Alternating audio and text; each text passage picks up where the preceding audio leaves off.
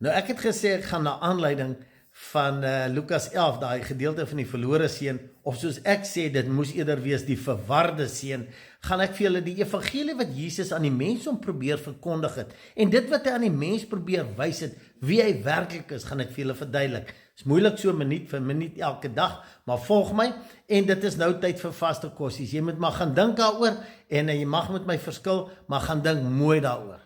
Goed, opsommend, voor ons in detail van elke afdeling gaan. Hierdie verhaal wys eerstens dat dit is dat elke mens op hierdie aarde as 'n goddelike deel van die God gebore word, deel van die goddelike familie. Ten spyte van al die voordele en daai fantastiese posisie en erfenis, kan die ego, kan die siel, deur eksterne, deur sintuiglike en omstandighede buite ons verlei en ons kan in die varkhokke van die wêreld eindig. Ons kyk verder daarna môre.